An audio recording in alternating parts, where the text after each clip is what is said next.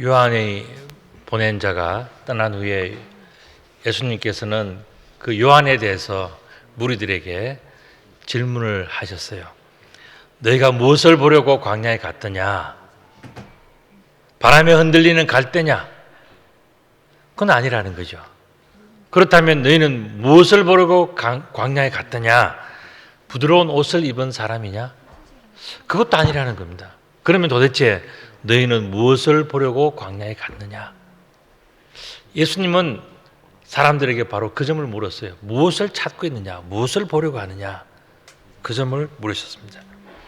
그래서 그러면 너희가 무엇을 보려고 나갔더냐? 선지자냐?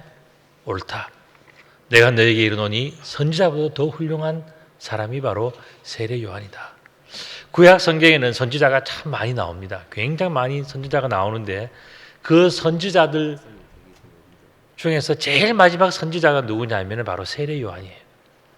그런데 예수님은 특별히 그 많은 선지자들보다도 더 훌륭한 선지자, 최고의 훌륭한 선지자, 또 어떻게 보면 선지자보다도 더 훌륭한 사람, 그 사람이 바로 세례 요한이다라고 말씀을 해 주신 것입니다. 그럼 이렇게 훌륭한 사람 그 모습을 한번 볼까요? 누군 것 같아요? 우통 벗고 나온 거 보니까 황희찬 같기도 하고 이게 도대체 뭐가 훌륭한데 아무것도 아닌 것 같은데 오히려 가난하고 불쌍한 것 같은데 예수님은 저 사람을 훌륭하다고 한 거예요. 여러분들 생각에는 왜 저 세례 요한이 훌륭하다고 그렇게 예수님께서 말씀하셨을까요? 예수님께서는 무엇 때문에 세례 요한이 선지자들보다도 더 훌륭한 자라고 말씀하셨을까? 왜 그랬을까요? 그것은 바로 세례 요한이 주의 길을 아주 적절하게 준비한 자이기 때문에 그렇습니다. 27절의 말씀 보면 기록된 바 보라 내가 내 사자를 내 앞에 보내노니 그가 내 앞에서 내 길을 준비하리라 한 것 같이 이 사람에 대한 말씀이다 그랬습니다. 성경에는 여러 말씀들이 있지만은 특별히 이 출애굽기 23장 20절에서 21절 보면 이런 말씀이 있어요. 내가 사자를 내 앞에 보내어 길에서 너를 보호하며 너를 내가 예비한 곳에 이르게 하리니 너희는 삼가 그의 목소리를 청종하고 그를 노엽게 하지 말라. 그가 너희의 허물을 용서하지 아니할 것은 내 이름이 그에게 있음이니라 그랬습니다. 이 말씀은 뭐냐면은 이스라엘 백성들이 출애굽을 할 때에 누가 인도를 했죠? 모세가 인도했지 않습니까? 그런데 이 말씀은 뭐냐면은 모세 앞에 하나님께서 예배하신 또 다른 분이 계셨다는 거예요. 그건 하나님의 천사예요. 하나님께서 천군과 천사를 보내서 모세 앞에서 길을 인도해 주신 거예요. 모세는 그 하나님의 종을 따라서 광야의 길을 걸어갔을 뿐이에요. 그러니까 결국은 누가 하냐면은 하나님께서 종을 통해서 이스라엘 백성들을 인도해 내신 거예요. 그러니까 이스라엘 백성들이 가는 그 모든 앞길, 그들이 가는 그 모든 일들 속에서 하나님은 친히 인도하시고 함께 하셨다는 것을 성경은 말씀해 주고 있는 본문이 바로 이 출애굽기 23장에 나오는 그 내용이에요. 또한 말라기 3장 1절의 말씀 보면 만군의 여호와가 이르노라 보라 내가 내 사자를 보내리니 그가 내 앞에서 길을 준비할 것이요 이렇게 말씀하셨어요. 지금 예수님께서는 출애굽기 23장의 말씀과 말라기 3장의 이 말씀을 두 가지 다 섞어서 말씀하시면서 핵심으로 말씀하신 게 뭐냐면은 사람들이 각자 자기의 길을 자기의 생각대로 걸어간다고 그렇게 표현하고 있지만은 사실은 뭐냐? 하나님께서 그 길을 인도하실 때 그 길이 가장 정확한 길인데 세례 요한은 마치 하나님이 하시는 것처럼 우리 주 예수 그리스도의 길을 앞서가는 귀한 인도자의 역할을 하셨다. 그걸 말씀하시는 거예요.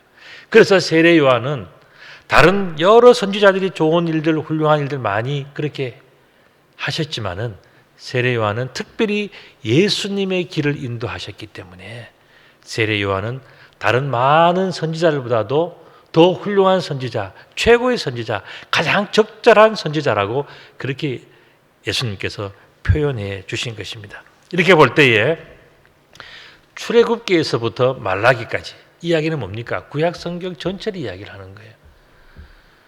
그 모든 것은 뭡니까? 인간의 구원의 길을 일관되게 준비하시는 그 하나님이 살아계신다는 것. 하나님이 존재하셔서 사람들의 그러한 형편과 처지를 아시고 그 길을 아주 섬세하게, 아주 정확하게 인도하시는데 그 하나님의 인도하심이 얼마나 큰 축복인가. 지금 예수님은 바로 그 점을 우리들에게 지적해 주고 계시는 것입니다. 그렇기 때문에 예수님께서는 이 세례 요한의 역할을 굉장히 높게 평가하시면서 참 훌륭하다 그렇게 인정해 주신 겁니다. 자, 예수님께서 평가하신 인류의 역사 중에서 가장 훌륭한 사람은 누구라고요? 세례 요한. 사람 중에서 가장 뛰어난 훌륭한 사람이 바로 세례 요한이에요.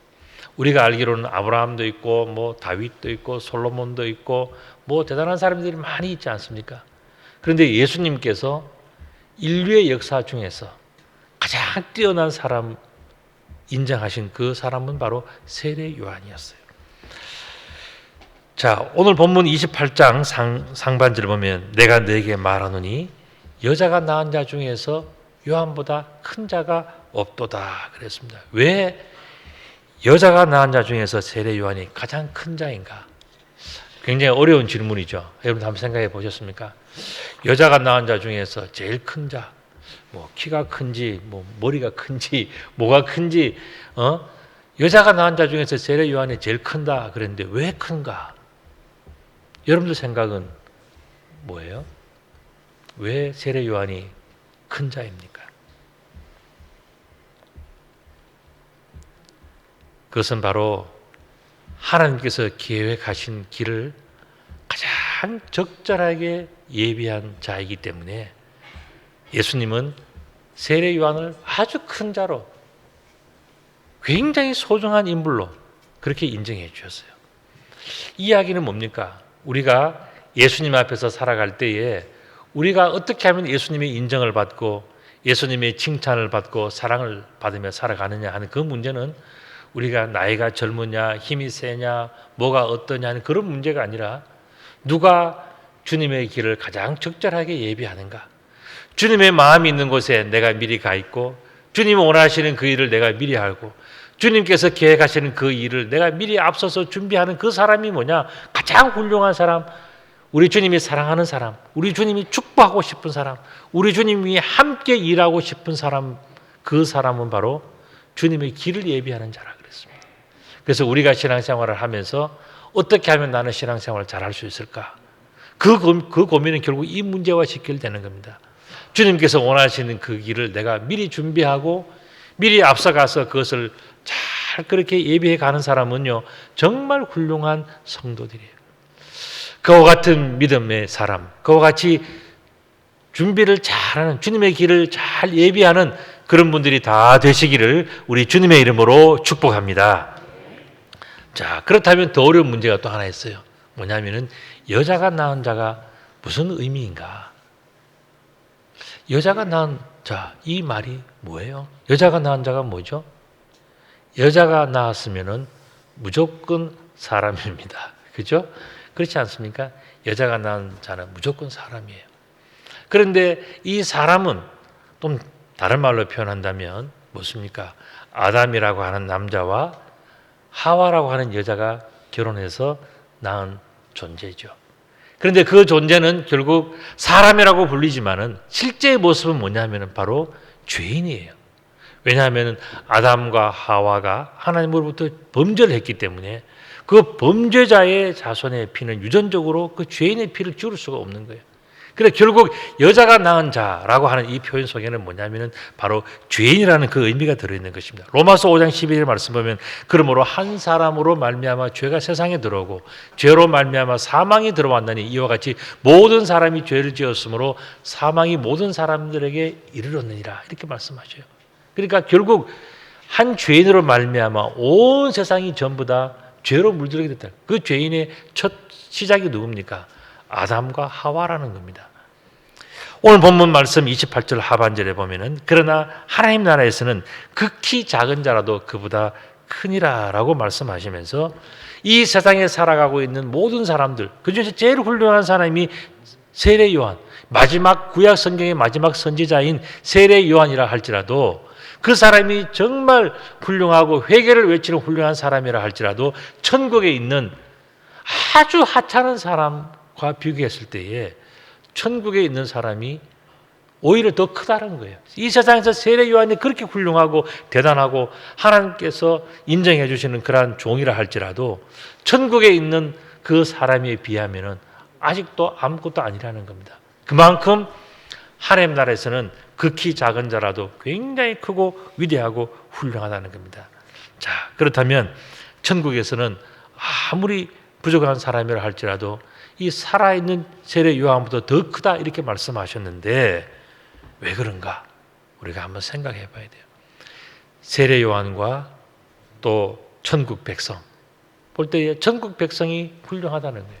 여러분들 살아있는 모든 사람들이 이 중에서 우리는 얼마나 행복하고 또 할 일도 많고 또 맛있는 것도 먹을 수 있고 여행도 할 수 있고 뭐 대단한 걸 많이 하지만은 그거 아무리 잘해봐야 천국 백성 이미 이 세상을 떠나서 하나님 나라로 간 천국 백성과는 비교하지도 못한다는 거예요. 그만큼 하나님께로 나아간다는 것은 대단한 일이고 놀라운 일이고 거룩한 일이고 큰 축복의 일이라는 것을 말씀해 주고 있습니다.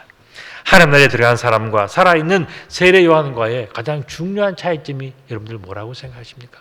이토록 큰 차이가 있는데 가장 중요한 차이점은 뭐냐? 그건 살아있다는 것과 죽었다는 것. 물론 그것도 있지만은 더 중요한 것이 있어요. 그게 뭐냐? 그것은 아직까지 죄인으로 살고 있는 자. 우리가 세상에 살아있다고 하는 것은 뭡니까? 사람이라고 하는 이 존재는요, 날마다 죄를 지으며 죄인으로 살아가고 있는 자예요. 반면에 예수 그리스도를 믿고 천국에 들어간 사람은 이미 죄를 용서받은 자예요. 이게 아주 큰 차이점이에요. 그러면은 아직 죄인으로 살고 있는 자와 이미 죄를 용서받은 자의 이 분기점이 뭐냐는 거예요. 무엇이 이들을 갈라놓고 있는가? 물론 삶과 죽음이 갈라놓고 있지만 더 중요한 것이 있어요. 여러분 살았다고 죽었다고 해서 갈라지는 게 아니에요. 더 중요한 게 있어요. 그 분기점이 있단 말이죠. 그게 뭐냐? 바로 예수 그리스도라는 겁니다. 세례 요한이 그렇게 훌륭하고 대단하지만은 먼저 하나님의 부르심을 받고 하나님께로 나아간 그 사람들은 아주 특별함이 있다는 거예요. 그들의 공통적인 특별함이 있는데 그게 뭐냐 하는 겁니다. 그게 바로 예수 그리스도라는 거예요. 그래서 세례 요한이 이 세상 속에서 회개를 외치고 정말 깨끗하게 살고 정말 모든 사람들 앞에서 절제하고 기도하고 그렇게 정말 흠없이 죄짓지 않고 살아가는 모습을 가지면서 굉장히 훌륭하게 인정받은 사람이지만은 그러나 그에게 있어서도 아주 중요한 문제는 과연 예수 그리스도가 있느냐 하는 바로 그 문제였고 결국 예수 그리스도로 말미암아 하나님의 용서를 받고 구원받은 자가 갈 수 있는 하나님의 나라 그 거룩한 나라에 들어간 사람과는 세례 요한과는 비교할 수 없을 만큼 천국의 백성들은 거룩하고 위대하고 대단하다는 거예요. 그렇기 때문에 예수 믿고 죽느냐 그냥 죽느냐 하는 것은 굉장히 큰 차이예요. 여러분들 제가 이렇게 말씀드리면 죽어봐야 알지 하는 사람들이 있을 수 있어요. 그런데 죽어보면 늦습니다. 그렇기 때문에 우리는 살았을 때에 예수 그리스도를 믿는다는 것이 얼마나 큰 축복인가 하는 것을 알아야 돼요. 그래서 그렇게 우리가 살아있는 동안에 열심히 주를 섬기다가 하나님께서 때가 되었으니 이제 오라 하실 때 그때 정말 하나님 앞에 설 수 있다면 그 사람은 축복 중에 축복을 받은 사람이에요. 최고의 축복을 받은 사람이 바로 그런 사람이에요. 그래서 예수님은 바로 그 점을 이야기하시면서 그 분기점이 예수 그리스도이기 때문에 예수 그리스도가 있느냐 없느냐 바로 이 차이라는 겁니다. 자, 그러면 예수 그리스도가 있느냐 없느냐 그 차이점에서 가장 중요한 잣대는 뭐냐 하는 거예요. 예수님께서 말씀하시는 가장 중요한 잣대는 뭐냐? 그건 바로 죄라는 겁니다. 왜 예수님이 이 땅에 오셔서 이 중요한 역할을 하셔야 되냐 하면 바로 죄의 문제 때문에 그런 거예요. 29절의 말씀 보면 모든 백성과 세리들은 이미 요한의 세례를 다 받았다 그랬어요. 세례 요한이 외치는 것이 뭡니까? 회개하라 천국이 가까웠느니라. 이 외침을 했을 때 사람들은 죄의 찔림을 받았어요. 그리고 세례 요한이 외치는 그 소리를 듣고 나아가서 그들은 세례를 받았습니다. 그리고 세례 요한의 말씀을 듣고 세례를 받고 난 다음에 그들의 달라진 점, 그게 뭐냐면은 하나님을 의롭다라고 인정했다는 거예요. 인정했을 뿐만 아니라 그들은 다니면서 하나님은 의로우십니다. 하나님은 옳으십니다. 나는 죄인입니다. 이것을 고백하며 다녔다는 거예요. 그러니까 세례 요한이 예수님으로부터 칭찬받을 수밖에 없었던 이유는 바로 이런 거예요.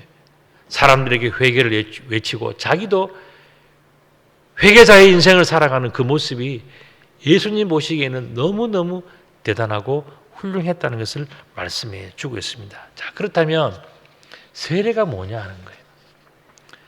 여러분, 세례가 뭐예요? 세례는 씻는 예식이죠. 물로 씻는 예식입니다.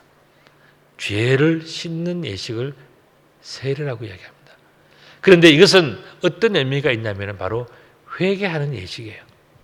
그림을 한 장 보시면 이거는 크리스찬들이 요단강에 가서 이제 세례를 받는 그 모습입니다. 평생 처음 세례를 받을 때 요단강에 가서 받는 사람들은 굉장히 행복한 사람들이죠. 저거는 돈과 시간도 있어야 되고 여러 가지 여건들이 맞아야 돼요. 성지순례를 가보면 요단강에 세례를 받으러 오는 그런 관광객들이 참 많이 있습니다. 또 다른 데서 세례를 받더라도 또 요단강이니까 나도 여기서 세례를 꼭 한 번 더 받고 싶다 해서 더 받는 사람들도 있어요. 어쨌든 세례라고 하는 것은 바로 죄 씻음의 예식이고 회개하는 예식입니다. 자, 그렇다면 세례받은 자는 당연히 변화되는 것이 있어요. 그게 뭐냐면 아까 말씀드린 것처럼 하나님은 항상 옳으시고 자신은 죄인이라는 것을 고백하는 거예요. 이것은 하나의 의무예요. 세례받고 나서도 하나님을 의심하고 하나님을 욕하고 또 하나님 믿는 사람을 핍박하고 살아간다면 그거는 자기 자신에 대해서 거짓말하는 사람이에요. 왜냐하면 세례받을 때 다 서약하지 않습니까? 하나님을 영화롭게 하고 하나님을 경외하고 그 믿음을 지키겠노라고 다 서약했기 때문에 사실 세례받는다는 것은 뭡니까? 하나님께서 항상 옳으시다는 것을 인정하는 거예요. 저는 이 중앙아시아 선교에 대해서 관심이 많은 사람이고 또 여러분들이 그걸 다 아실 거예요. 제가 우즈베키스탄에서 선교하는 그 선교사, 우리 선교사님한테서 제가 들은 이야기입니다. 저 사람들이 예수를 믿는데 누가 진짜 크리스찬인지 가짜 크리스찬인지 어떻게 압니까? 라고 제가 질문을 드린 적이 있어요. 그때 그 선교사님이 그러시더라고요. 여기서 예수 믿다가는 발각이 되면 잡혀서 경찰들이 덮쳐가지고 끌려가고 거기 가서 많은 벌금도 내고 그 다음에 가서 맞기도 하고 감옥에서 살기도 하고 그렇게 하는데 그때에 이제 감옥에 들어가 나오면은 이 벌금 때문에 평생을 살아도 그저 한 우리 돈으로 한 5만 원 정도 이상의 월급을 모을 수가 없대요. 왜냐 벌금 내야 되고 그 다음에 빨간 줄 꺼였으니까 예수 믿다가 빨간 줄 꺼였으니까 이 사람은 그래 취직이 안 돼요. 취직이 돼야 그래도 우리 돈으로 한 15만 원, 20만 원 정도의 월급을 받을 수가 있는데 예수 믿다가 잡혀가면은요 취직이 안 되고 벌금을 내야 되니까 평생을 한 5만 원 정도 벌어서 내 식구 다시 식구가 이렇게 먹고 사는 거예요. 그래 가난할 수밖에 없는 거예요.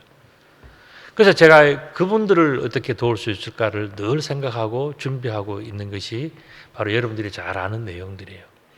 어쨌든 그렇게 잡혀가고 얻어맞고 벌금 낸 사람들이 풀려났어요. 또다시 예수 믿으면 그 사람은 100% 크리스찬이라는 거예요. 그렇게 어렵고 힘든 일을 다 겪으면서도 그 사람들이 그래도 예수를 믿는 사람들은 진짜 크리스찬이다. 그 사람은 믿을 만하다. 그 이야기 하시더라고요. 바로 이 이야기입니다. 어렵고 힘든 일이 있더라도 하나님이 항상 오르시고 자신이 죄임을 고백하는 사람은 그 사람은 위대한 사람들이에요. 그런데 30절의 말씀을 보면은요, 바리새인과 율법 교사들은 그의 세를 받지 않는다 그랬어요. 왜 그렇습니까? 내가 저런 우통 벗고 다니는 뭐 낙타 옷이나 걸치고 다니고 뭐 먹는 게 그저 뭐 꿀이나 뭐 그런 거 먹고 다니면서 그런 사람을 우리가 뭐 대단하다고 따라갈 것인가? 이 바리새인과 율법사들은 교만이 있는 거예요. 우리들은 그래도 옷도 번지르하고 먹는 것도 빵이고 고기가 있고 뭐 포도주가 있고 우유가 있는데 이 정도는 돼야 뭐 되는 거 아니냐? 그런데 저 세례 요한 보니까 헐벗은 사람 아니냐? 저 사람이 외치는 건 회개하라 회개하는 그 소리도 나는 듣기 싫고 나는 저 세례 요한의 그 모든 외침을 나는 관심이 없다라고 생각하고 아무것도 따라가지 않아요. 그러면서 그들은 하나님의 뜻을 다 저버렸다 이렇게 이야기했습니다. 하나님을 믿지 않고 고백하지 않는 거예요. 자신의 자존심과 자신의 어떤 계획과 자신의 입장이 있고 자신의 어떤 그 눈치 때문에 정말 내가 회개해야 되겠다는 생각을 하지 않는 거죠. 교만한 마음입니다. 그들 자신을 위한 하나님의 그러한 모든 계획들을 다 차버린 거예요. 자, 그렇다면 그들 자신을 위한 하나님의 뜻은 무엇인가 하는 거예요. 세상의 많은 사람들을 위해서, 죄를 지은 그 많은 사람들을 위해서 하나님이 가지신 계획은 뭐냐 하는 겁니다. 그건 바로 구원이에요. 여러분들 구원이라고 하면은 구원이 뭔가 또 궁금하고 있지 않겠습니까? 구원은 건진다는 뜻입니다. 이걸 좀 다른 말로 한다면요, 하나님 앞에 죄를 지어서 하나님 앞에서 죄인이라고 인정된 사람이 용서받는 것, 특별히 하나님으로부터 용서받는 것은 뭐냐? 구원이라는 거예요. 이것은 마치 물에 빠진 자가 자기 스스로 헤어나올 수 없었는데 그 누군가가 그 물에 빠진 자의 손을 물에서 건져주는 것, 이게 바로 구원이에요. 지금 하나님께서 예수 그리스도를 통해서 말씀하시는 것은 뭡니까? 세상에 수많은 사람들이 있는데 그 사람들은 구원을 우습게 보고 있다는 거예요. 그 사람은 하나님의 구원의 계획, 하나님의 은혜의 계획들을 다 무시하면서 나는 괜찮아, 나는 필요 없어, 나는 그런 거 안 해 하면서 그냥 그렇게 살아간다는 거예요. 예수님은 바로 그 점을 안타깝게 보시면서 하나님의 구원의 계획을 저버린 자들이 세상에는 많이 있다 이 말씀을 하셨습니다. 그리고 또 하나를 말씀하셨어요. 32절의 말씀을 보면은 비유하건대 아이들이 장터에 앉아 서로 불러 이르되 우리가 너희를 향하여 피를 불어도 너희가 춤추지 않고 우리가 곡하여도 너희가 울지 아니하였다함과 똑같은 거다 그렇게 말씀하셨어요. 여러분들 이 내용이 뭔지 아십니까? 여러분들 원래 잔치에서 피를 불고 또 토상집에서 곡을 하는 것은요, 이스라엘 남자 어른들이 하는 이야기예요. 그런데 어른들이 가서 잔치집에서 피를 불고 춤을 추면서 막 즐겁게 하는 그 모습을 또 토상집에 가서 막 곡하는 그 모습을 누가 봤다고요? 아이들이 본 거예요. 아이들이 보고는 이제 아들끼리 모여 앉아가지고 친구들끼리 놀이를 하는 겁니다. 야, 이번엔 내가 피를 불어줄 테니까 네가 춤을 춰라. 또 이번엔 내가 곡을 해줄 테니까 네가 울어라. 마치 어른들이 하는 것처럼 아이들이 흉내를 내면서 그런 놀이, 그런 장난을 하는 거예요. 이건 아이들끼리 있어지는 하나의 약속인 겁니다. 그래서 자, 이제 하자 하고 한 명이 피를 불었어요. 그런데 상대방이 춤을 추지 않는 거예요. 왜 약속을 안 지키냐? 아이들끼리 서로 언쟁이 생기지 않겠습니까? 마찬가지로 막 곡을 했는데 상대방이 울어주지도 않아요. 곡하는 사람은 목이 아픈데도 울어주지도 않아요. 이건 뭡니까? 약속이 깨어진 거예요. 예수님은 지금 바로 어린아이들의 그 모습과 똑같은 모습이 있다고 지금 지적을 하시는 거예요. 그게 뭐냐? 하나님께서 우리 사람들과 약속을 하신 거예요. 그것은 좀 어려운 용어로는 언약이라고 합니다. 하나님께서 우리들에게 말씀으로 약속을 해주신 거예요. 너희가 하나님만을 섬기고 하나님만을 경외하면서 하나님 말씀을 듣고 순종하면은 내가 평생토록 자손 대대로 너희를 축복하고 너희들과 함께할 것이라고 약속을 하고 다 그렇게 언약을 맺었는데 좀 세월이 지나고 몇 대가 지나고 나니까 사람들이 다 잊어버린 거예요. 그래서 자, 약속대로 피를 불었는데 춤을 추질 않아요. 곡을 하는데도 울지를 않아요. 왜 그렇습니까? 약속을 망각한 사람들, 언약을 배반한 사람들. 그렇기 때문에 그들에게는 아무것도 이루어지지 않은 거예요. 이런 사람들은 어떤 사람들입니까? 이런 사람들은 바로 행복을 잃어버린 사람이에요. 여러분들 어린아이들이 서로 약속을 할 때 얼마나 즐거웠겠습니까? 순수한 마음에서 피를 부르면 너는 춤을 추고, 곡을 하면 네가 우는 흉내를 내고, 그래서 아이들끼리는 재밌게 다 약속을 한 거예요. 그런데 아이들 중에 약간 머리가 큰 그 아이는 너는 부르라, 너는 곡해라, 나는 춤도 안 추고 나는 울지도 않는다 하고 챙겨요. 이게 뭐냐? 바로 바리새인들과 율법사들의 그 모습이었다는 거예요. 그 마음속에 교만해 있고 뭔가를 조금 컸다는 그런 자의식이 있어서 정말 해야 되는 일들, 기뻐해야 되는 일들, 또 약속을 지켜야 되는 그런 모든 일들을 다 잊어버리고 나는 안 해, 싫어, 너나 해, 이렇게 해버렸다는 거예요. 이게 뭐냐? 오늘 본문에 나오는 바로 그 사람들의 이야기예요. 그 사람들은 결국 어떻게 됩니까? 아이들끼리 오손도손 재밌게 행복하게 약속했던 모든 것들이 다 깨어진 거예요. 행복을 잃어버린 사람들이에요. 자신의 교만과 자신의 죄악 때문에 행복을 다 놓쳐버린 거예요. 33절에도 말씀 보면 세례 요한이 와서 떡도 먹지 아니하며 포도주도 마시지 아니하며 너희 말이 귀신이 들렸다 하더니 인자는 와서 먹고 마시매 너희 말이 보라 먹기를 탐하고 포도주를 즐기는 사람이요 세리와 죄인들의 친구라고 그렇게 비난까지 한다는 거예요. 이러한 사람들은 자기에게 임하는 축복조차도 비난하는 아주 어리석은 사람들이라는 것을 예수님께서 지적해 주고 계시는 겁니다. 여러분들 세상에는요, 마음에 순수하고 또 정말 마음에 감사와 기쁨이 있어서 작은 일에 기뻐하는 사람들, 그런 사람은 어떤 사람이냐면은 원래는 그것이 될 줄 모르고 있다가 어느 날 갑자기 그것이 되어져서 뜻밖의 일 때문에 너무너무 행복한, 그것이 어떻게 보면 진짜의 기쁨이지 않겠습니까? 바로 그것을 이야기를 해주고 있는 것입니다. 여러분들 며칠 전에 우리 포르투갈과 우리가 축구하는 것을 여러분들이 보셨습니까? 저는 10시까지 기다렸는데 2시 한 잔에 잠이 들어가지고 보지를 못했어요. 다음 날 아침에 제가 재방송을 봤습니다.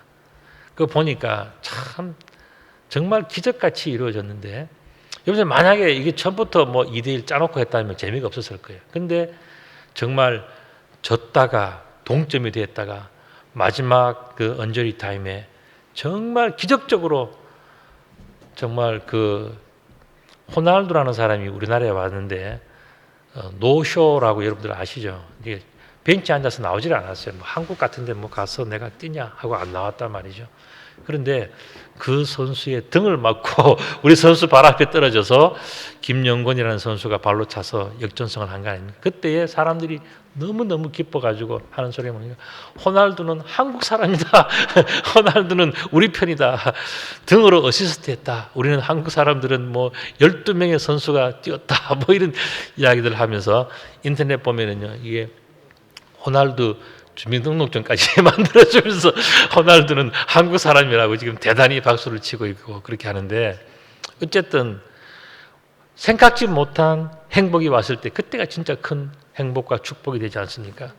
지금 하나님께서는 사랑하는 예수 그리스도를 보내어서 인류의 죄를 용서해주고 축복해주기 위해서 모든 것을 다 베풀어 주는데 사람들은 뭐라 그럽니까? 필요 없다. 그런 거 안 해. 나 춤 안 춰. 안 울어. 그런 식으로 다 차버리면은 결국 행복은 지나가는 것이고 그들은 어리석은 사람들, 정말 축복조차도 발로 차버리는 그런 사람이 되어버린다. 그래서 오늘 예수님께서는 말씀하신 35절에서 뭐라고 말씀하시면 지혜를 이야기해요. 지혜. 지혜는 자기 모든 자녀로 인하여 옳다함을 얻느니라 그랬습니다. 그러면 지혜가 뭐냐 하는 거예요. 지혜는 히브리어로 호크마 이렇게 얘기합니다. 그리고 헬라어로는 소피아 이렇게 이야기해요.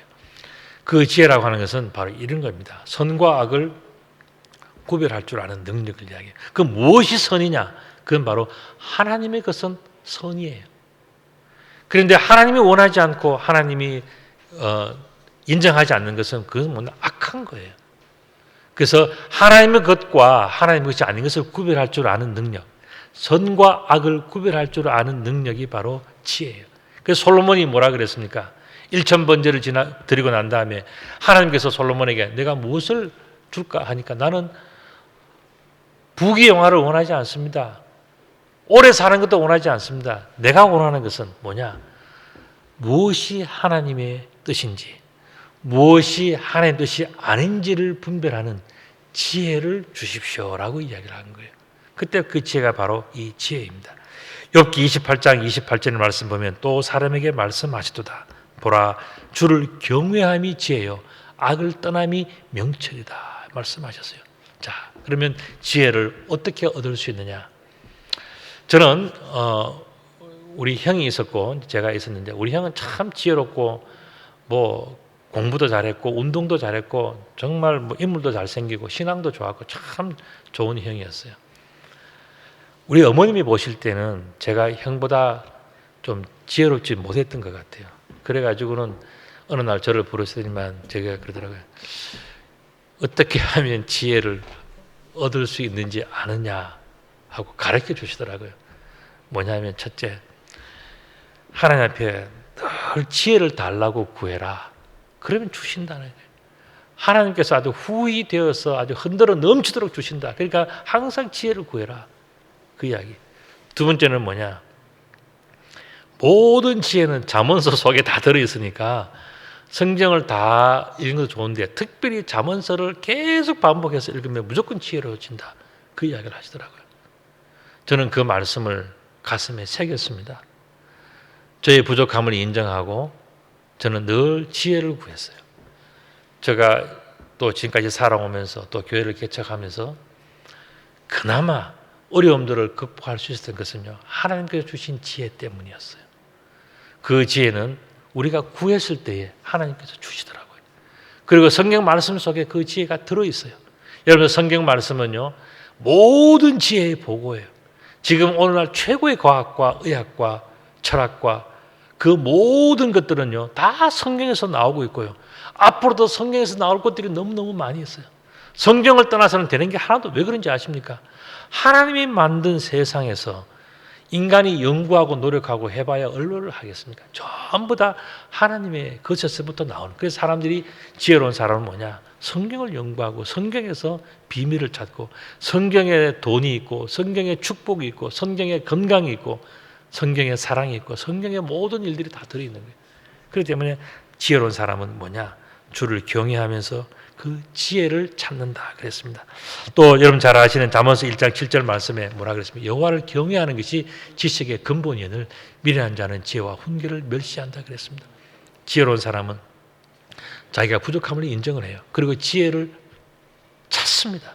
근데 미련한 사람은 뭐냐? 자기가 지혜로운 줄 알아요. 그래서 나는 지혜 같은 거 필요 없다라고 생각해요. 그렇지 않습니다. 정말 여호와를 경외하면서 그 모든 지식보다 뛰어난 지혜를 구할 때 여호와께서는 우리들에게 지혜를 주시는 거예요. 자, 그렇다면 우리가 다시 한번 돌아가서 예수님께서 이 땅에 오신 이유는 뭘까 하는 문제를 다시 한번 살펴봅니다. 그건 바로 죄로 인해서 행복을 잃어버린 사람들에게 하나님의 구원의 계획을 이루어 주시는 거예요.